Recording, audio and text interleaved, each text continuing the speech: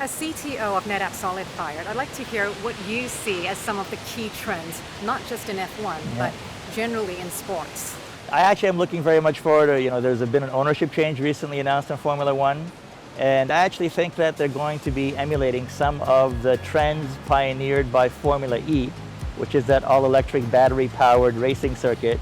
It's sort of a sister circuit to Formula One. It tends to only race city races and city tracks.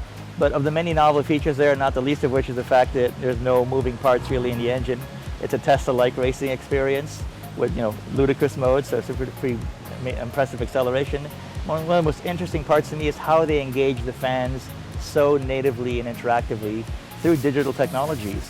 And popular teams, and in particular popular drivers, get real-time boosts to their turbo that can be greater than some of their competitors based on their popularity and their interaction with their fan base.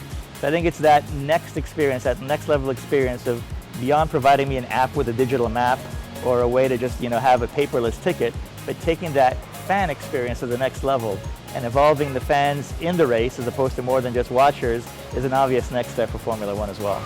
Absolutely. So what are you most looking forward to this weekend for F1? Rain. No, don't say that.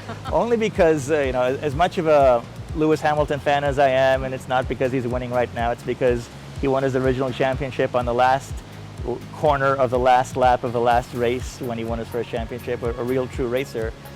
There's been a lot of predictability. Some people call these processions now in a lot of the races where the leading team tends to always finish on the podium, and there's often a race in the middle, but there's rarely a race at the front.